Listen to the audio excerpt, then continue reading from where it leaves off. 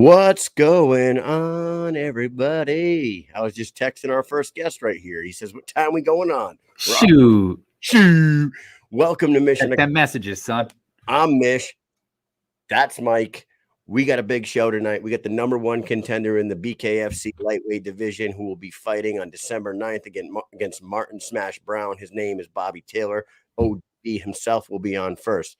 Second guest of the evening, I got the shirt on for the champ himself, the Juggernaut, Lorenzo Hunt, the BKFC light heavyweight champion, the Police Gazette cruiserweight champion, victorious over Hector Lombard, 3 wins in 2021, 5-fight win streak, 7-1 record. He's building himself a Hall of Fame resume. He's coming in tonight after Bobby Taylor. And our last guest of the evening, another Smith Brothers fighter, will be making his debut December 9th. Rynell Riley will be on. The Black Rhino himself. We'll get to know him. Everybody should get to know him because he's about to make a splash in the BKFC. Enough out of me. That was a lot of talking. Mike, what's up? Dude, there's a lot that's up.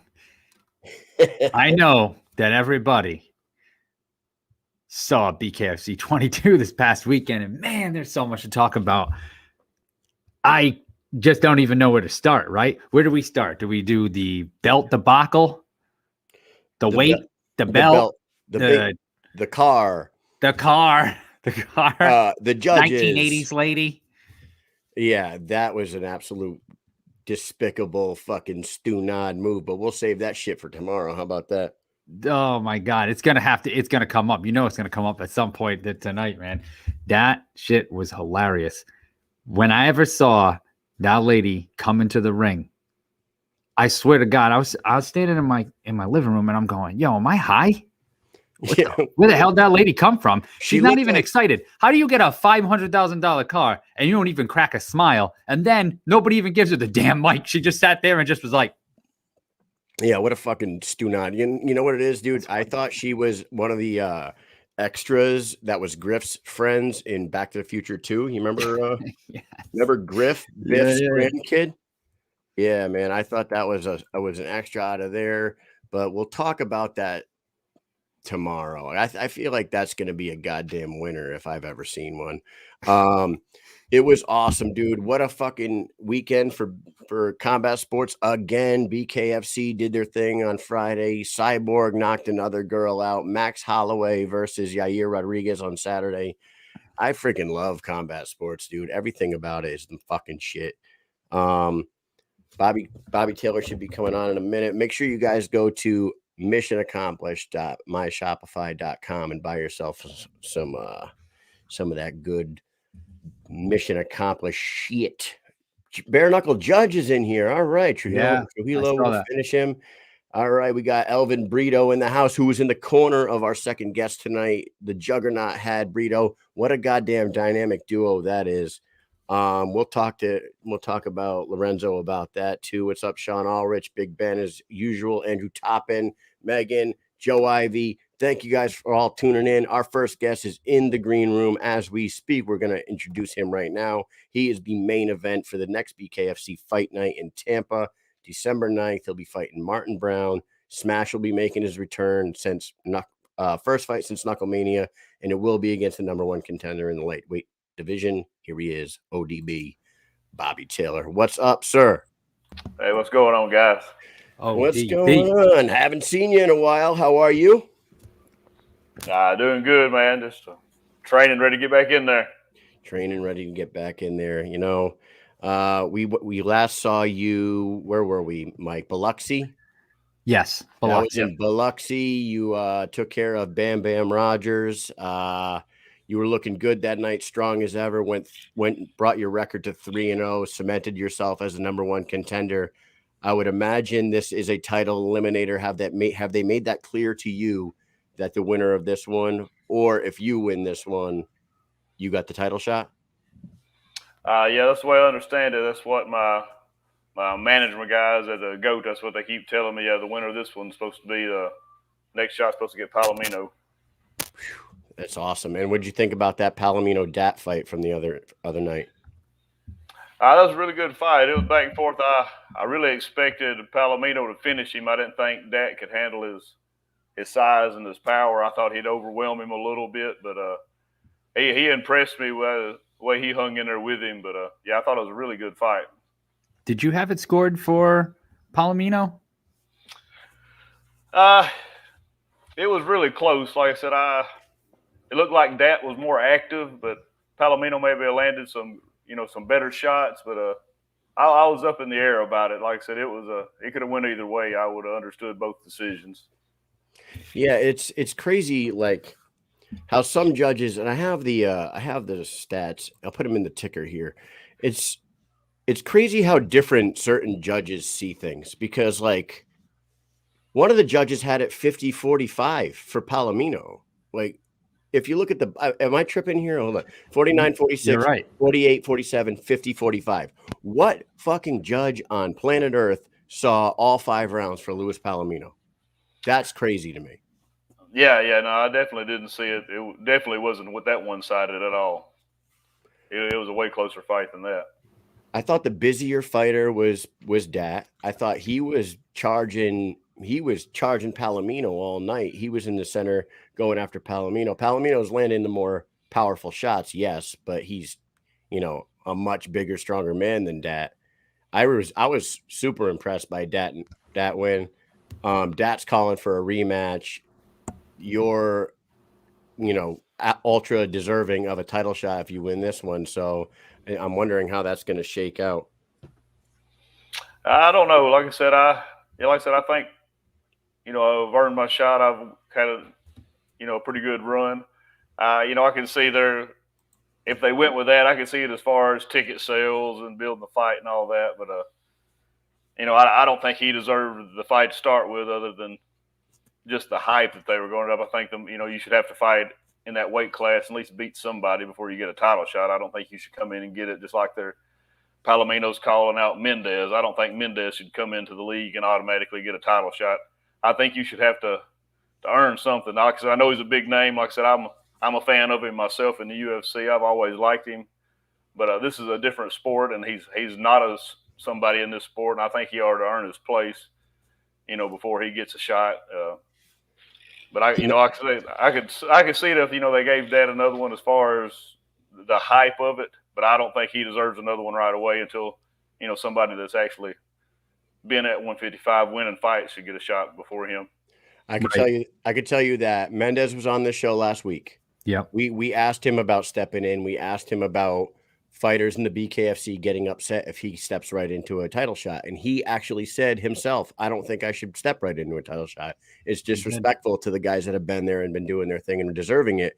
So with that said, if the BKFC goes the Dat Palomino rematch route, time-wise, it would line right up to February, Knucklemania 2. How about a Mendez Bobby Taylor? Huh? Not trying to look past this. Not trying to look. What about that, huh? But no, I would love that fight. That's a big name. I think me and him have, maybe, I don't know if the style is really similar, but I think, size wise, I think we'd match up well. I think it'd be a really good fight. I know it's came up once before. I don't know if it was you guys or somebody had mentioned it. I think after my last fight, me. Welcome, being his first fight, and I would definitely love to have that. That would be a huge fight for me and a huge name under my belt if I was to beat him. That would definitely give me some credibility. Hell yeah, you guys do match up well. Perfect size, stature, probably reach pretty damn close too. Both got power in both hands.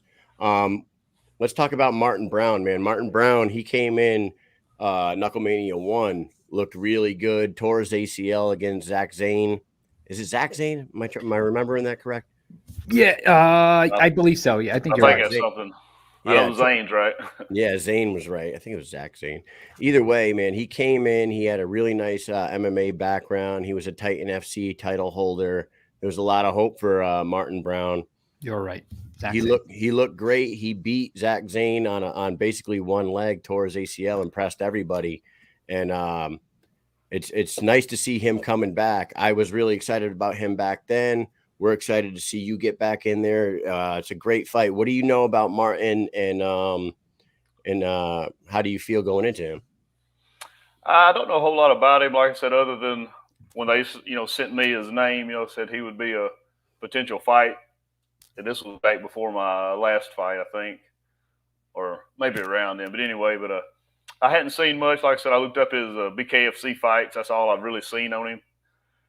I definitely have the reach and the height to worry about. Like I said, he's 6'2", so he'll definitely be hard to hit. But I think his reach was like 73. But when I fought Luis Hernandez, my first BKFC fight, I believe his reach was also 73. So it's not a reach that I haven't dealt with. I just have to figure out to get around it. I mean, I'm definitely not going to want to stand back and jab with him for sure. I'm going to have to make it a little closer fight, but I feel real confident coming in.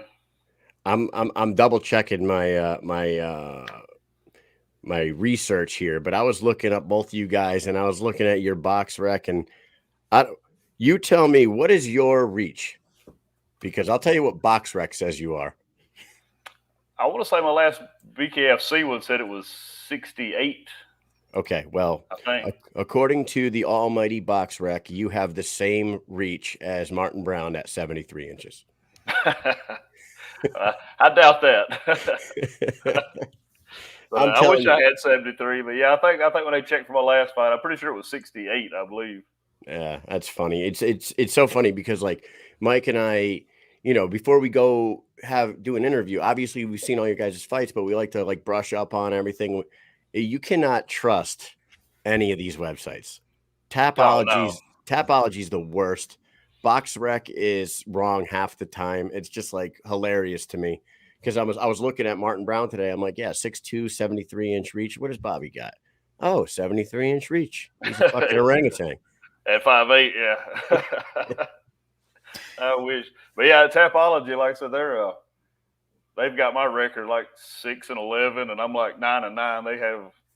They've got three or four of my losses from some guy from California fought this Bobby Taylor, and a couple of my wins aren't on there. Like I said, I'm sure there's a few Bobby Taylors out there.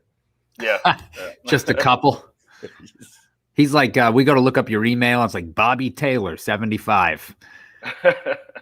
It's a whole ton of them out there. So I was thinking back, like, I don't know, like, let's say like a month ago or a month and a half ago that you and Ehlers were going to get into it. And then Ehlers like stepped off because he was on there saying all sorts of shit. I was like, yo, these guys are definitely going to beef soon. Whatever happened to that fight? Did you ever hear from him or anything? Did that ever come across? No, like I said, we were doing a little back and forth on there when he was asking who I was and why I was ranked above him. And, I was like, well, I'm undefeated and you lost your last fight. You've got to drop in rankings when you lose. And then he started bringing up, credentials, who he's fought and who he hadn't. And he got to talking about matching credentials. And I said, well, there's an easy way to settle, who should be there. Why don't me and you just get in there? And then he said I wasn't a main event caliber at that time. And I was below him, I guess, as far as a competition. And then it kind of just fizzled out. I never heard back from him. It's too bad. That would have been a good one to watch. I was happy. I was like, yeah, they're going at it. Let's see. Keep going. Let's see this fight. Yeah, I was kind of, I'm not a big trash talker, so I don't say a whole lot as far as anything disrespectful. But I was trying to let him know that I was definitely wanted to fight. I was pulling for it. Yeah, I mean, you're ODB. You're gonna have to pull him into the gutter at some point. What's that? I said, you're ODB. You got to pull him into the gutter at some point. You're going to have to get dirty eventually. Yeah. Get dirty. Yeah, I might have to start, like I said, but I'm hoping this fight right here will boost me on up there and folks start, realizing I'm a real contender and hope, start getting some of the props that I deserve. Hell yeah. Are you, hey, can you tell us a little bit about, we talked a little bit about this at your last event, but tell us about how you, and so our audience can know, how did you end up fighting in Gamebred FC 1? Well, it's been 7 or 8 months, I think, since my last BKFC fight, and I'd been on Nate and them pretty hard about, trying to match me up, and they kept saying, the next show, and couldn't find me an opponent, and I was with the first round management at the time, and they were the ones putting on the show, I believe, or and I think it was Vince Anderson from Goat actually invited me down to watch the show. He said, "Hey man, you want to come down and watch the show?" And I was like, "Yeah, sure. I'll come down and watch it." And then the next day he called me and he said, "Hey, you want an even better seat? I can get you in the ring." They were looking for a fighter. Fell out. Like I said, I'd been looking for one. I was just bored. And I was like, "Yeah, sure, let's do it." So and, like I said, and it was the first one ever. Like I said, I'll be part of history. This is the first bare knuckle MMA ever. Why not? That's Uh, right. nuts. So and was that on like a 24-hour notice? 40 Yeah. That was actually the day before. I was getting my hair cut at the time, but it was about 3 or 4 o'clock that afternoon, and the fight was the next night. That's great, man. So you were going there as a spectator, and then 24 hours before making the trip, you find out you're going to fight. Yeah, and it was actually probably the worst time ever possible because I'd been training for so long, and I got kind of burnt out on staying in shape because I couldn't get a fight. So I quit training for about a month because I was coaching and helping some guys in my gym get ready for their fight. So I quit training and had been coaching for about a month. So I wasn't in really my best shape because, like I said, I got tired of, hard to stay in that kind of shape all the time. So I was going to take a little time off till I actually heard something. And, as soon as I do, of course, that's when I get the call. So. Right. And you were like you were 2 fights into your BKFC career at that point. Had you continued like rolling jiu-jitsu or wrestling? Were you grappling at all, or were you basically working on stand-up only at that point? Oh yeah, I had completely stopped all my wrestling and jiu-jitsu. I'd only been working on my hands since I won the first BKFC fight. I realized that, this is a sport I wanted to be in. This is where I was going to excel. So I just dedicated all my training strictly to getting ready for it. But I haven't rolled or did any wrestling or any MMA training since my first fight. So I really didn't have any business getting in there. But I'm kind of one of them guys. No, you give me an opportunity, I'm gonna take it. Yeah. Plus, fight's a fight. Like you said, exactly. it was history in the making. It was the first time there was bare knuckle MMA since the mid '90s when the UFC. Everybody forgets that's how the UFC started. You know what I mean? There were no gloves back then, unless there was Art Jimmerson with his one boxing glove. But other than that guy, other than him with his one boxing glove, everybody was barehanded back then, and that's how it started. There was no weight classes, no time limits, no gloves, no nothing. Now they're bringing it back. There is actual structured rounds and MMA rules, but no gloves. So, it was that's a pretty cool story. Now, are you working do you work full time or do you stop working to train full time when you have a fight coming up? How do you go about your life when, as a professional bare knuckle fighter right now? No, like I said, unfortunately right now I can't afford on what I'm, making fighting to do it full time. I wish I could, because like I said, I think that would elevate my game drastically. But yeah, no, I work full time. I did construction my whole life, but I've recently, last couple of years, got into an inspector's job. So I do like construction inspections, climb around on top of houses and stuff. But yeah, no, I work full time and try to squeeze training in anytime I can. But it's a full day.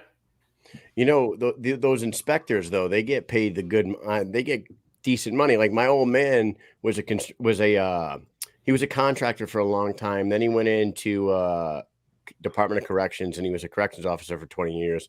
Then he got out and he was retired for a little while. And then he got offered this job to go inspect metal on the submarines down in Quonset and Rhode Island.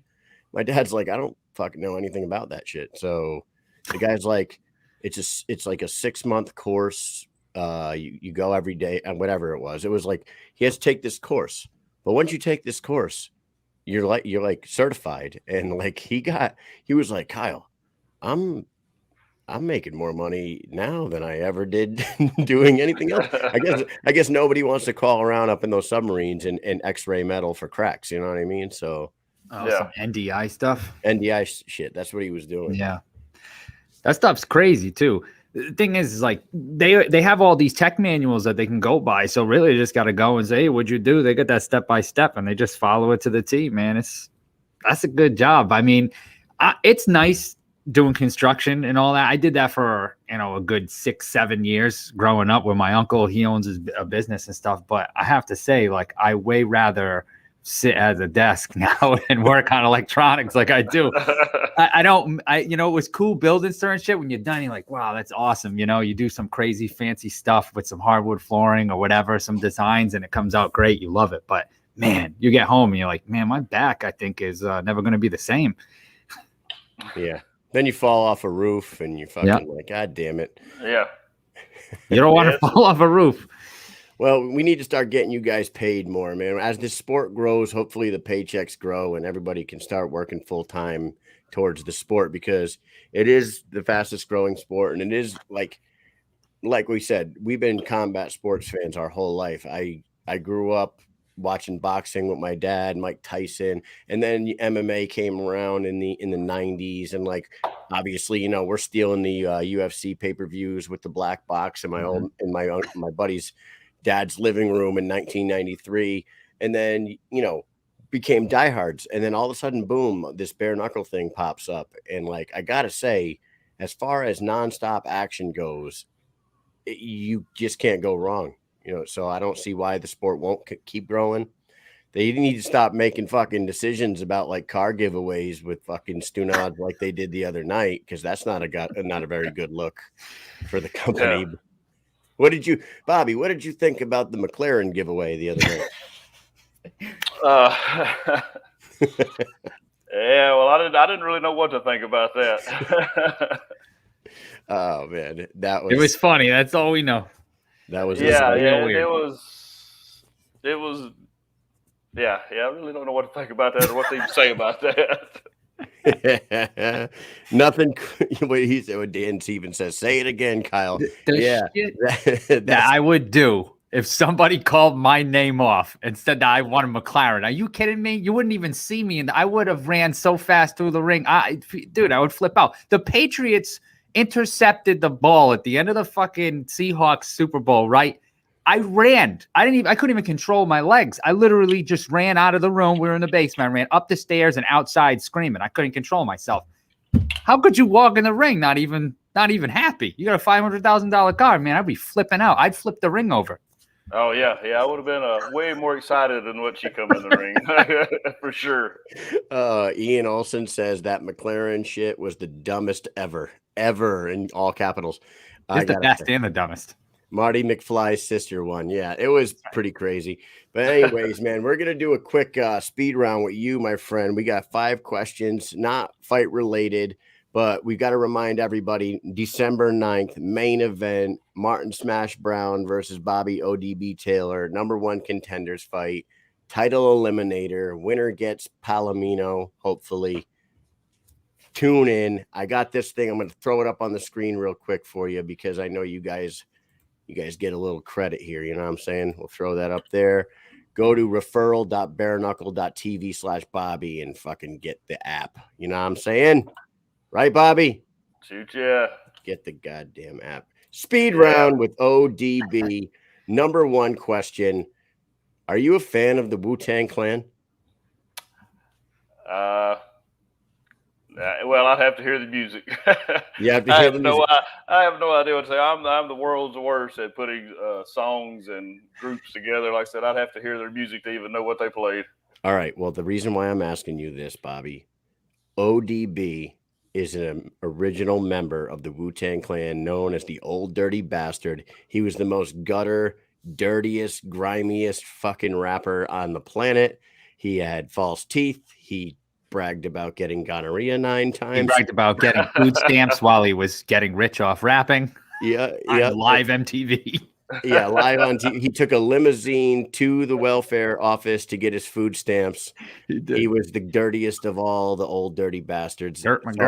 I figured I'd ask you, since your nickname is ODB. Where did you get the nickname? I got it when I was going to college. I went back in my mid-20s, and I was like 8 years older than the other guys, and everybody always made fun of me being the old guy. And we got up to go to a party one night, and one of my buddies said, "Come on, ODB, let's go." I was like, "ODB," and he said, "Old Dirty Bob." was how it started. Then it progressed into Old Dirty Bastard. So. All right. That's awesome. I didn't know where that nickname came from, but ODB. Now you know. Wu-Tang Wednesday. It is perfect to have you on here. Number 2, Mike. Number 2, favorite Saturday morning cartoon as a kid.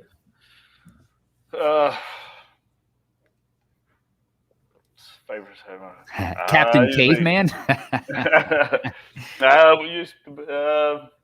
have to go with Bugs Bunny. Looney Tunes.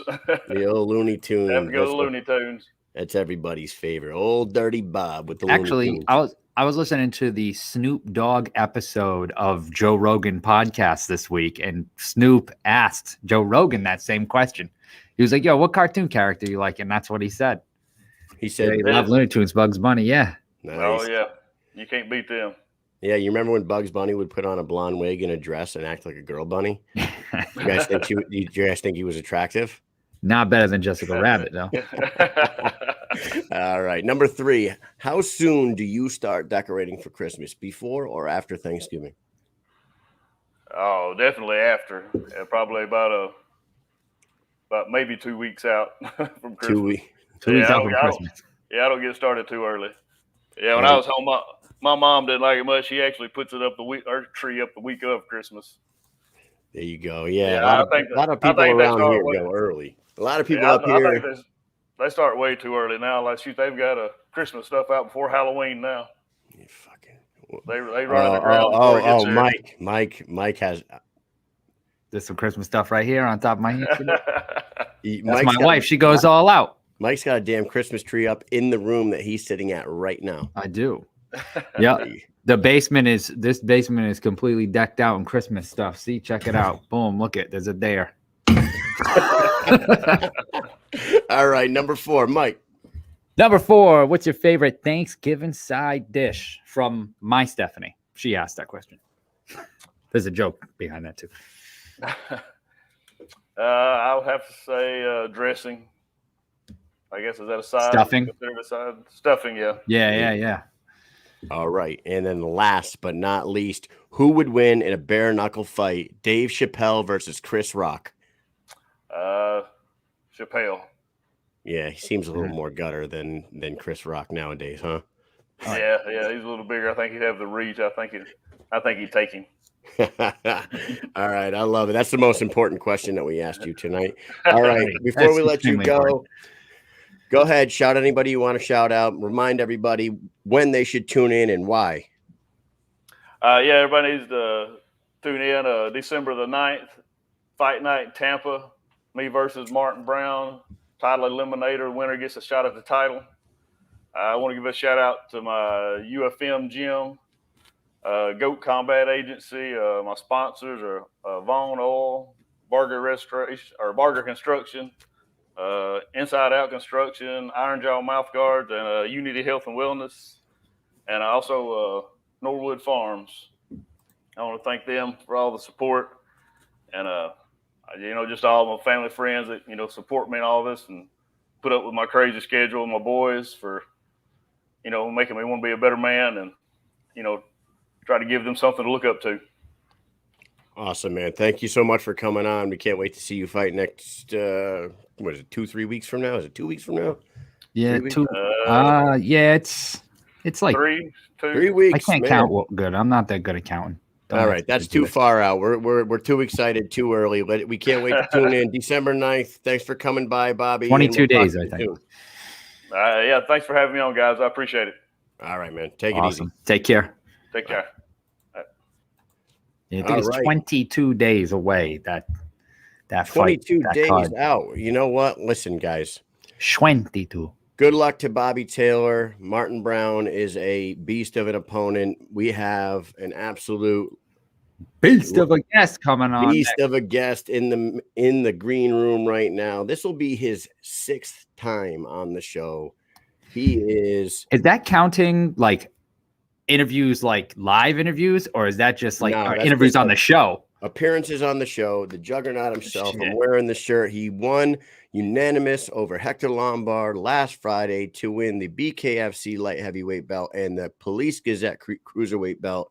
He's the #1 fighter pound for pound in bare knuckle right now. I Yep. think, if you ask me, he's number one guy out there. Let's Yep. bring him in. The Juggernaut himself, Lorenzo Hunt. Boom. What is What's going Look at on, those everybody? Thanks for having me. You know I love the show. What's up, y'all? What's up? What's up? Hell yeah. Lorenzo, the You belt. did it. You did it, man. How did Yeah. You I did did. it, man. Look at this.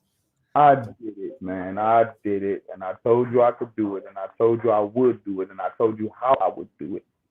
So I'm not surprised. Are you? I'm not surprised, I'll tell you motherfuckers. right now, not surprised, motherfuckers. You know. I'm not Right. surprised at all. Yeah. It actually feels good to take a break. You know what I mean? I'm one of those guys. I'm obsessive. My brain just turns it over and turns it over and turns it over. I'm watching everything and I'm watching everybody and I'm reading lists and I'm watching the scams and the schemes and I'm seeing how things are put together and orchestrated, and I just try to put my hands on everything.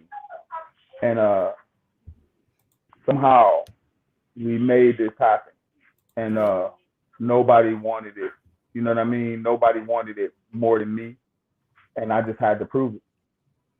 Right. And Lorenzo, like we like you said, we've gone to multiple events. Not only when you're fighting, you're putting in the work as a showman for the company. You're meeting fans, you're signing autographs, you're taking pictures, you're raising money for charities. If anybody has put in the work and earned this title shot and earned this championship, I'm not bullshitting, man. You've put in more work this year. We talked to you on January 13th, 2021. 11 months ago. I asked you where you'd be in a year. You didn't tell me champion, but you did tell me president of the BKFC. Maybe that's the next step. Yes, he did. Yeah, David, you know what I mean? David's getting super rich, super fast, and it's all getting to be a bit stressful. You know, he may promote me as the second since I've shown him that I obviously can orchestrate the circus. And and maybe he's looking to hire a ring general, you know.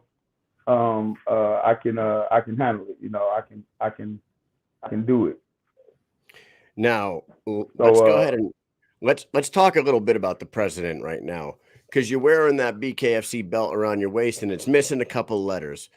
Was David be honest, was David upset with the fact that you were slamming that belt around like on the walkout? On the walkout, it looked like he was a little frustrated. Honestly, I don't know. David Feldman is one of the hardest people in the world to read. He doesn't often telegraph his feelings or his intentions or what he's got going on in his head. I don't know if David Feldman was upset that I was slamming the belt or if I was bothering production. You know what I mean? The loud noise or the cameras or the speakers, who knows? Sometimes I do shit explosively and I'll mess with the fiber optics. Who knows? You but know what, I will say the sound of that belt hitting the ramp added to your walkout. I'm telling you, man, that was menacing. Yeah. It was like the Juggernaut's coming, motherfuckers. You know what I mean? Yeah. And it's serious, and it was just as serious as that, and it needed to be, because to tell you the truth, I know where I stand. I know who I am, and I know what I was walking into. I was walking into the firing range. I was walking into an execution chamber. I'm not gonna tiptoe in. You understand what I'm saying? I'm not gonna tiptoe into an execution while everybody's around me saying, "Get him, get him." I knew I wasn't the favorite. We was in Miami. I came to take this belt from one of Miami's own. So I was coming in as to be booed and to be ridiculed and to be stoned, and I'm surprised they didn't throw tomatoes. But I would have been swinging this belt around if anything hadn't went, huh? You would have been hitting tomatoes back with the belt like a baseball. Oh yeah, I'd have been swinging this belt around if we had any issues with that hostile crowd. So like I said, a big part of stepping up to the plate and performing to your best is to allow your will and your persona and who you are to be louder than the people who want to see you fail. You understand? I think you did a good job this entire time leading up to the fight with keeping yourself relevant. Your face was always there, no matter what. You always had something to say when the camera's on you. It's a big thing.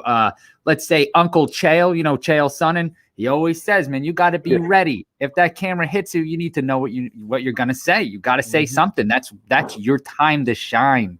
You can't shine from behind the scenes. It's funny you should mention Chael Sonnen because he had a lot to say on his podcast when Hector Lombard hit me. But it sure is quiet after I hit Hector Lombard back. And that goes for all of the media outlets that jumped on the story, sensationalized that Hector Lombard slapped some nobody in the ring, but didn't have the balls to look up who he actually put his hands on. He put his hands on the baddest mother on the planet. And you should have looked that up before you did your story. And now you want to be quiet about it. Now it's not that big a deal. Oh yeah, because I got him back. Let me see you run the story when I hit him back. Show everybody that. Right. That was even on Sports Center when Hector Lombard hit me. It made it all the way to Sports Center. Now show everybody what happens when you put your hands on somebody who's bigger and badder than you. You know that's what people do. They jump on that recognition. They go, oh, this is the person, just because they know right away. Oh, this is the person that's gonna win. It doesn't matter. I don't need to do research. Doesn't need to do it. Yeah, I don't know why people are like that. They think they know, but they fill libraries up with shit you don't know. And what they didn't know was that I was gonna beat it after that. See, that's the thing. That's the thing. These guys aren't making the effort to find out who these other people are. It's the UFC and the Bellator fighters that they already know. On Unlocking the Cage Friday, I called in and talked to Jimmy Smith, and I said, the most intriguing main event of this weekend is not Max versus Yair, is not Chris Cyborg versus Sinead Kavanaugh. It is Lorenzo Hunt versus Hector Lombard. You guys need to tune into that one because it's going to be fireworks. And then Jimmy went into this thing about, well, I know Hector Lombard, and Hector Lombard's a bad, mean man. I'm like, well, Lorenzo Hunt's a bad, mean motherfucker too. So you guys should pay it. You know what I call that? I call that good marketing. Good marketing. They spent a lot of marketing dollars marketing Hector Lombard as some monster. Well, I'm glad you wasted those marketing dollars because I didn't fall for it. You didn't brainwash me. I'm going to show you what's real. I'm going to show you who's really good. And then even for the BKFC, now to post that Lorenzo Hunt has the most wins in BKFC history.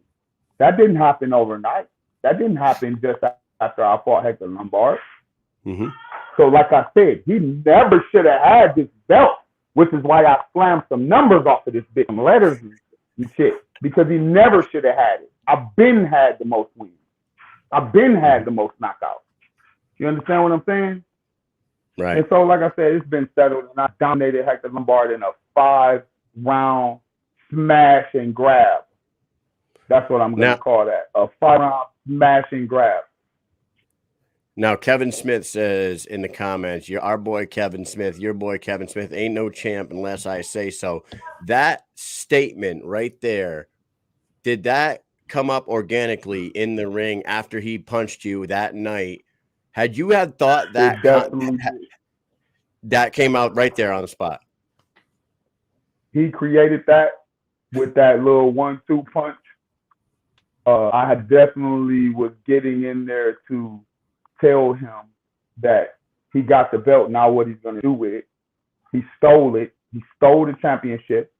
He schemed and plotted against me, took me off the Miami card, sent me all the way to Alabama, where I was in automatically a title eliminating fight all of a sudden. Where I had a dominant 4-round performance over Josh Dyer and still had time to make it back to his fight and raise hell. So it's a dangerous thing. You know what I mean? Me, you, Kevin Smith, everybody knows the person who puts in the work is very, very dangerous. And it's a dangerous thing to prod at a person when they just got off work, or to pick at a person who's been busting their ass all year. Because then you become just another job. I'll just run your ass over like I did the rest of the like I've been doing everybody else all this year. And so while you're taking the back seat and trying to take the easy road, you're picking at the guys who did the most work this year. That's a failing strategy. So as you can see what happened, I went right into my zone and got right in the ring, and I did to Hector Lombard what I did to Josh Dyer. Matter of fact, Josh Dyer put up more of a fight. I want to, like somebody said in the comments earlier, the comments been going past pretty fast. Hector looked scared, and I'm not saying that Hector was scared, but he had that scared look in his eye from the press conference to the weigh-ins to the walkout to getting in the ring. And like, I think he had that moment of, oh shit, here it is. And like, no. Hector Lombard had that scared look in his eyes since BKFC 8 when I fought Reggie Pena and put that big ass knot on his head. That's how long Hector Lombard's been afraid. That's why this conversation was so hard to have. That's why Hector Lombard can march around as a 205er. And I'm marching around as a 205er, but nobody put that together. How did that happen? So that's what the issue was the entire time. Hector has been afraid of this fight. Hector didn't pick this fight. The people picked this fight. Go check the comments. Go check his Instagram. Go check Facebook. Go check Twitter. The people forced him to fight me after he put his hands on me. Hector never had intention of fighting me. He said it to my face when I went to his gym.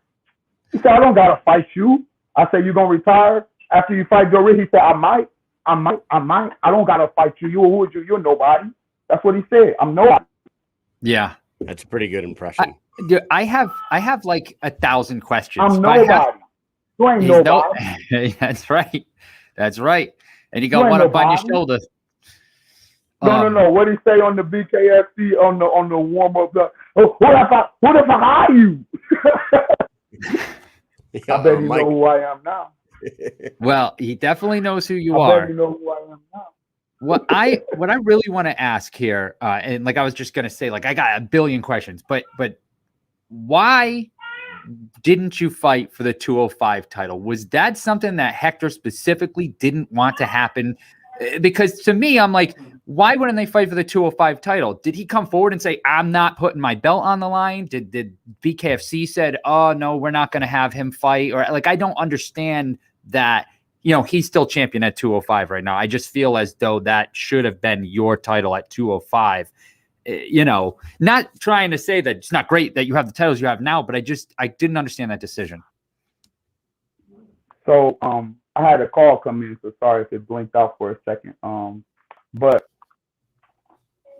honestly, I didn't know about it either. So,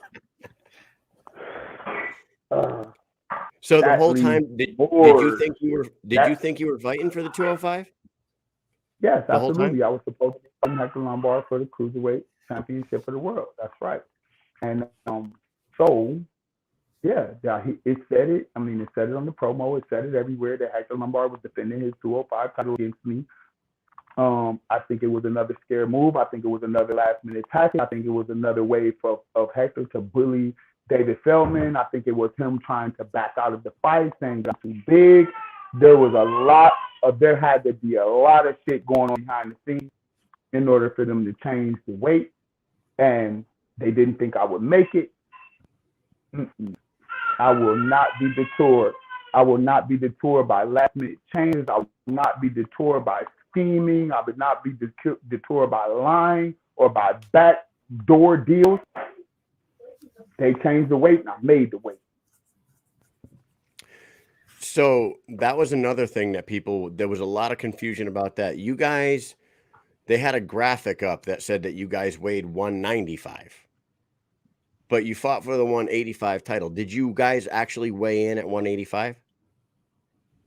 The way they did it was the title that the title that Hector refused to put on the line covers a certain amount of weight. and Right. they're trying to make the this belt and this belt match. This belt has more secular weight classes than this belt.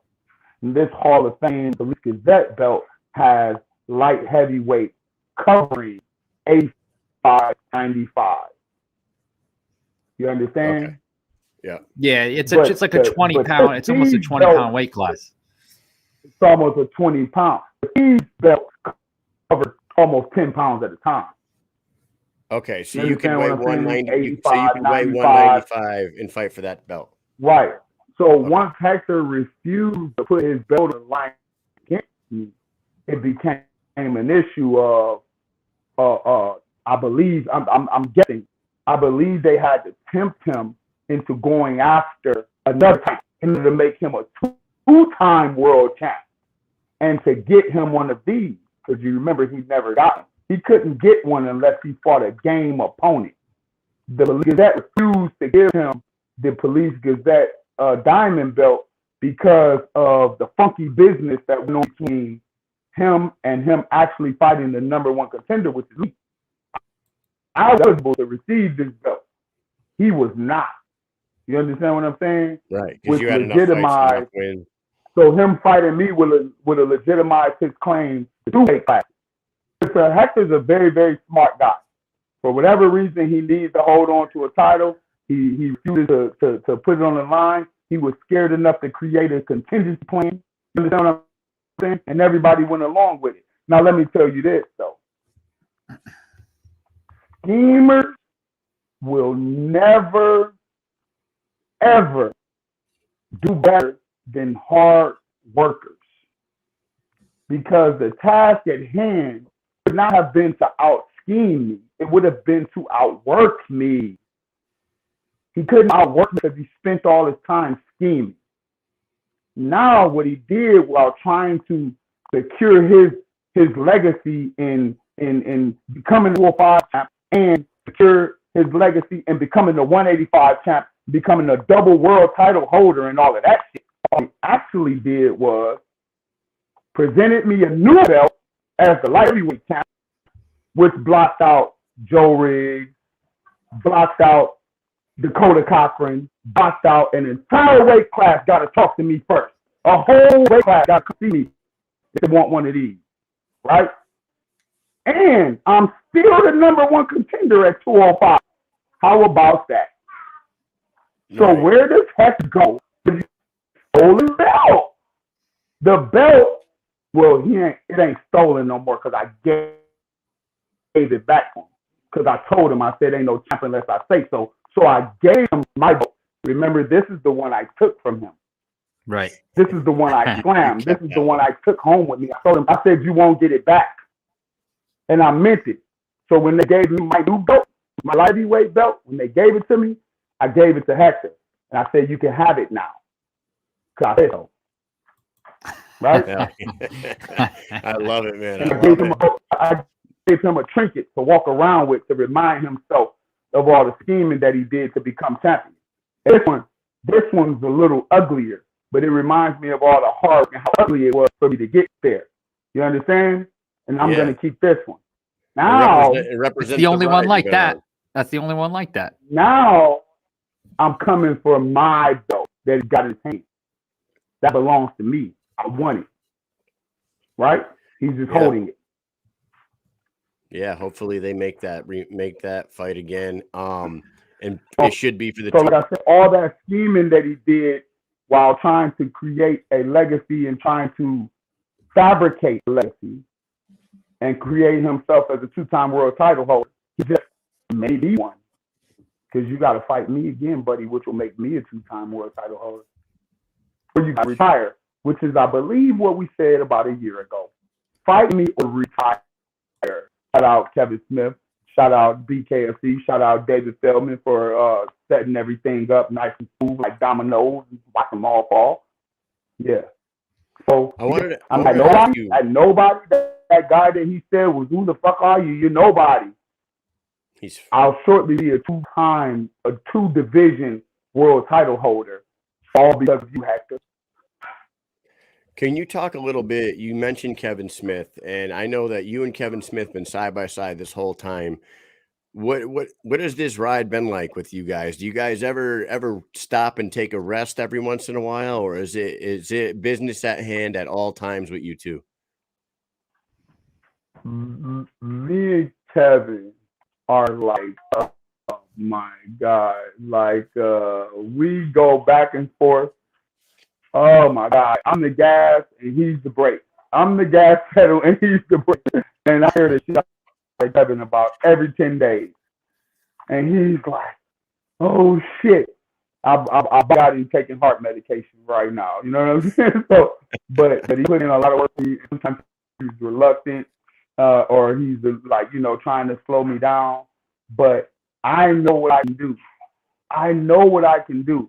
And the hardest part about knowing what you can do is convincing other people. That's the hard part.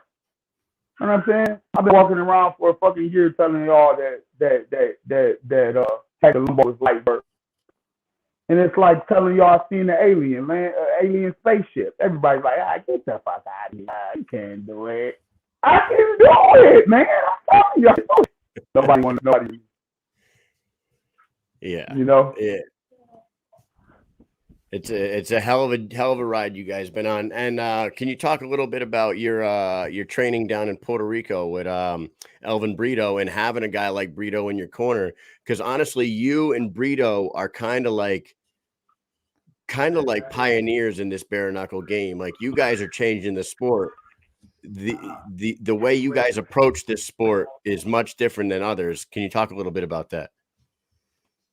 Yeah. So I don't know if you guys watch Brito, the way he fights and how he changes angles and how he uses his arms to block. He has a totally different style. His style in the BKFC is most similar to mine. And even though he's a smaller weight class and his work ethic, his grind, his heart, even though he's had some adversity, it means nothing to me, because when I watch the fights, I see what I like, and I you know what I mean? So even though Elvin signed to GOAT management and I'm signed to Kevin Smith, none of that matters to me. I'm pretty much like Goku. I will train with wherever I need to develop, you know what I mean?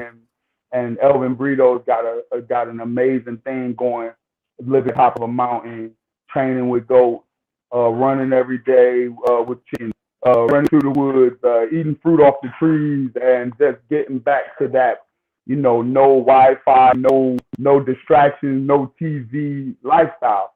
And so I was able to go out there and actually tune in to myself for about 14 days and just grind it out. And it's got this awesome gym with about 15 or 20 kids that want it bad. They want it bad, and they come in every day and they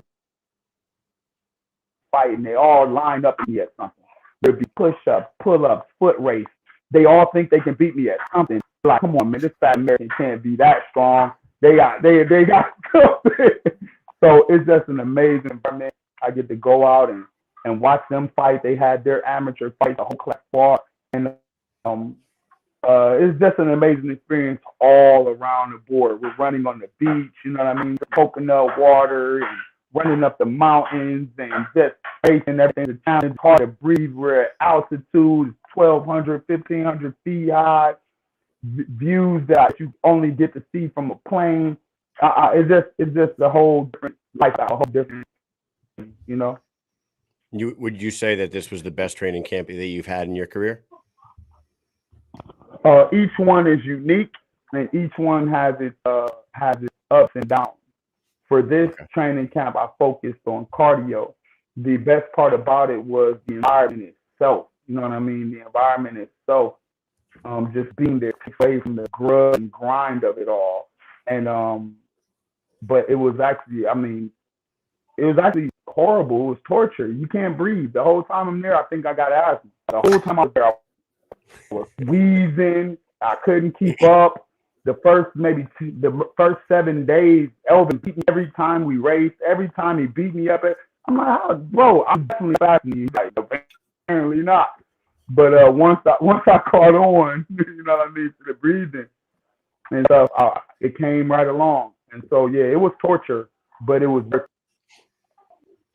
Yeah, once your lungs acclimated to the altitude and whatnot, it Yeah, it was was off to the races for you. yeah, it was torture. It was awful at first. It was awful. I thought someone was wrong with me. I thought I was getting sick or something. I just couldn't believe it because at home I'm a super dude. I can box 15, 20 rounds straight. I train with all the kids. I'm everywhere. I'm never like a regular person.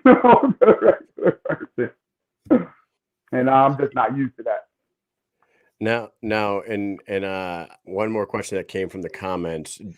Obviously, another fight with Hector for the 205-pound title is what you want because you want your belt. If Hector decides to go off to retirement, is there anybody else by name that you want to fight, or does it not matter? Line them up and let's get it.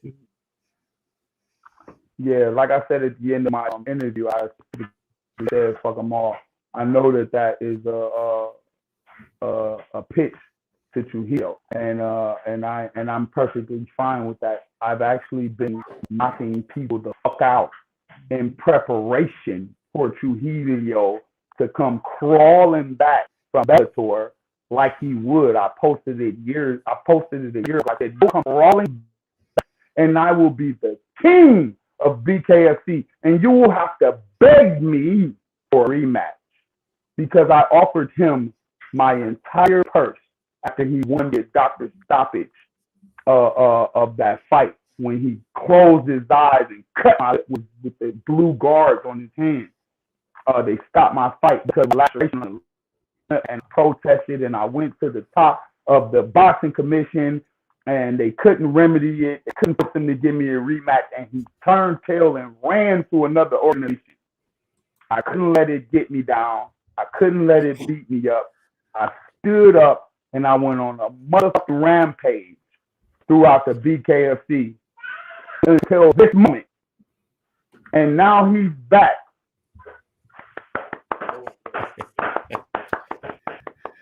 Welcome back, idiot. I've been waiting for you. Welcome home. I am the king. Beg for a rematch. Oh, that's fucking outstanding. I like it. I told you I would be. I told you I would be. So that's where we're at now. I mean, that's nothing new. There's no surprises here. Because I'm the best, I stand on it. I'm not just talking shit like most people. I know how to quietly work. We all know that you say what you mean and you mean what you say. Oh, yeah. And you have proven it this year. You have put in all the work, and 2021 male fighter of the year has to go to you at 3-0 with 2 knockouts and a dominant performance over the 205-pound champ to take 2 belts. I don't see anybody else anywhere close to that in 2021. I don't know about you, Mike. What do you think?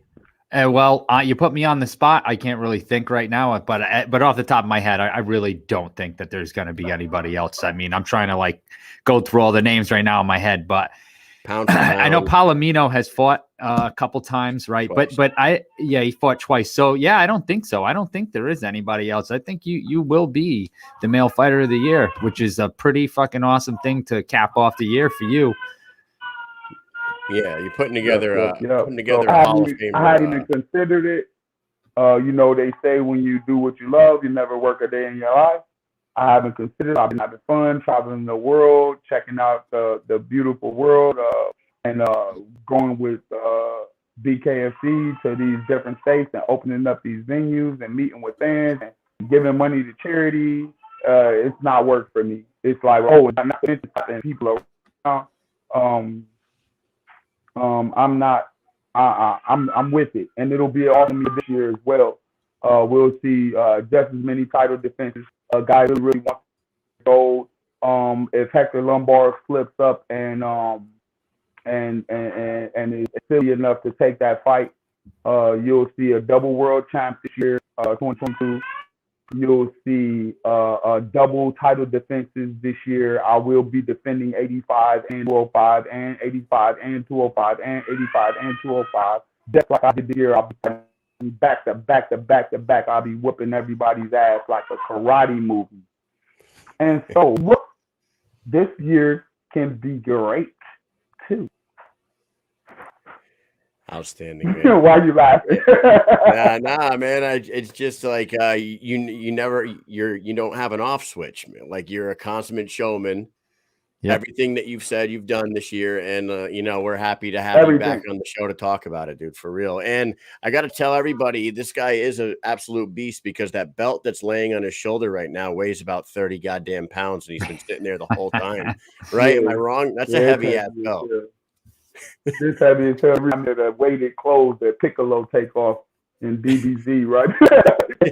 Hey, listen.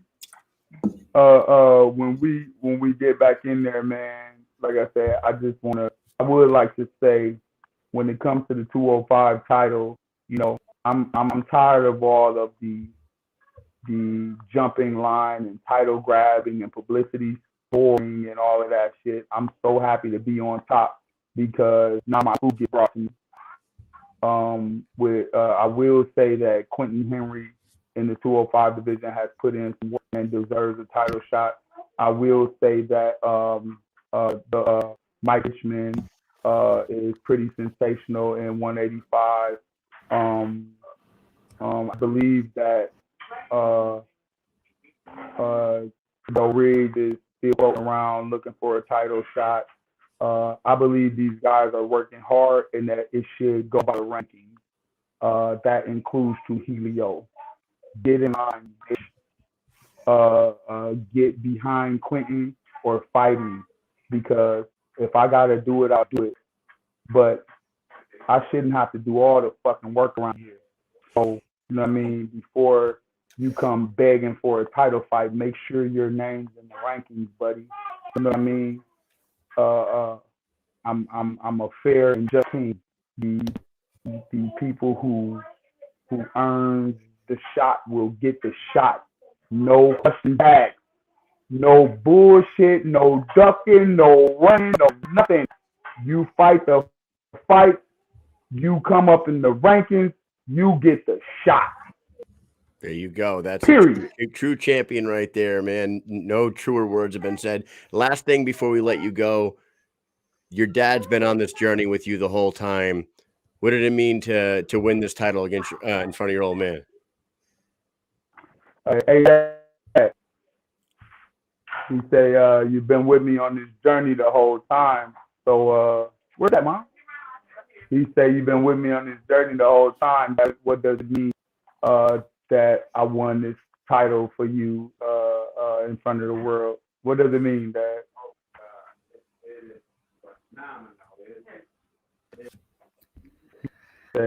He said it's phenomenal. It's unexplainable. Ain't no words, bro. It's like the dream comes here. He said, yeah. My dad was a lady. He's proud of me in every way. I've been the best son that I could be. You know, we've all had our pitfalls. We all stumble. We all make mistakes. It was the times that I walked away from. I'm gonna walk away from my dad's teaching. That were actually the hardest times in my life, and I fought so hard to get back and get back under my mother and get back under my father and get back walking the right path. And once I got back, oh my God, I knew where I was safe. I knew where I was loved, and I knew where I was respected and taught the right things. So we brought all that righteousness and all that hard work to bring with us every time. That's why my father is the coach. That's why he is the best coach in the world. When he doesn't even have to speak to me, I know what he's thinking, and I perform right out of his thought, like a telekinetic bond. There's nothing like the bond of father and son. Nothing in the world. All those guys can go, they can talk Spanish and Spanglish, and they can talk Portuguese and all that shit, whatever you want to say, talk Japanese. Nothing faster than the telekinetic bond. Nothing. And that's what we're in there. You're not just fighting me, you fighting my father. And he got to figure it out. You got to figure it out. And awesome. And you guys have my father to thank. Oh no. Hector Lombard, you have bank. He's not knocking you out. My father told me, don't knock him out. Beat him up. Just beat him up. You're welcome, Hector Lombard. That's amazing, man. Well, thank you so much for coming on here. That could have stopped me from killing your ass. It's amazing.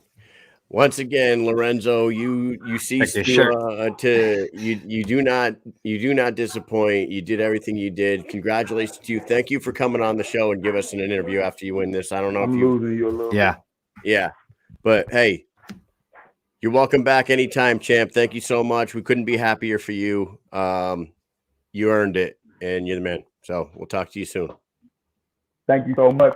Shout out to all my sponsors. Shout out to the DAG Shock. Shout out to Mascaras. Shout out to Forever Young out there in Miami, Florida. We love you guys. Thank you for helping us out. Shout out to Comfort Home Community Services. All my sponsors, keep looking out for me. Keep coming around. Keep showing me love. Precision Auto, Premier Roofing.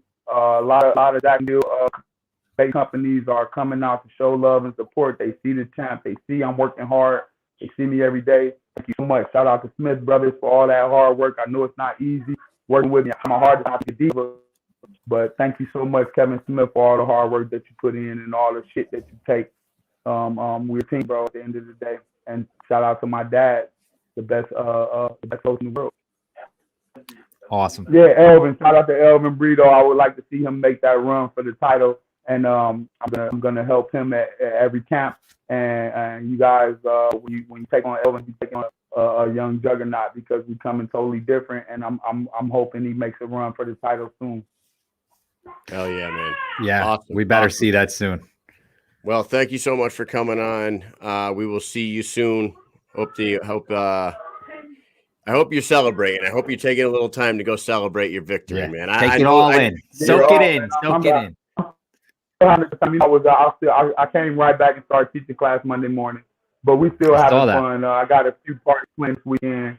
There'll be a party at the DAC Shack in Jacksonville. There'll be a party at Mac on Saturday. I'm doing a Thanksgiving party at Bottoms Up across town. So we're gonna have a great time. All right, man. Have a good holiday, and we'll talk to you soon. Yep. Thank you. Congratulations. Bye. Take care. Later. Yeah, man. That's the gas pedal. Sweet deal. That's the gas. I can't wait to tell Kevin Smith. I know he's watching right now that he's the brake and Lorenzo's the gas pedal. Oh yeah, because all gas, no brakes. Yo, Lorenzo's life without Kevin there to slow him down. It's unbelievable, and we've only been a show for just over a year now, and Lorenzo came on the show 2 months into our existence. He was a guest on maybe like the sixth or seventh show I ever did. Like Lorenzo was on there, and he was full of energy, saying the same stuff that he's saying now. I'm the best. I'm the baddest motherfucker out there. Everybody's just holding my belts for me, and I'm coming to get them. And he's been on the show 5 times prior to tonight. We see him at every single event. Every event we go to, if he's not fighting, even if he is fighting, he's in the crowd. He's out in the crowd. He's working the room. He's helping that company grow as a brand because he's doing things like that. And that was really cool that his father got on there and said a few things too, even though it was in the background. We heard him say he's a motherfucking champ. Yeah. He was on episode 12, by the way. Episode 12. Okay. Episode 12. Yep. So 3 months in. Episode 12, 11 months ago. Yeah. We appreciate you, Lorenzo. Awesome job. I had him winning 4 out of 5 rounds. I don't know. I thought I would have to go back and watch it. He could have won all 5 of them, to be honest with you. But he also scored a knockdown in the first round, which was not taken into account by the judges. So he would have been further ahead on the scorecards had the ref ruled it a knockdown, but he didn't. He ruled it a slip. I just think, maybe he just missed that, I guess. I don't know. But yeah, he would have been another point ahead on that card. Yeah, it should have been a 10-8 round in the first by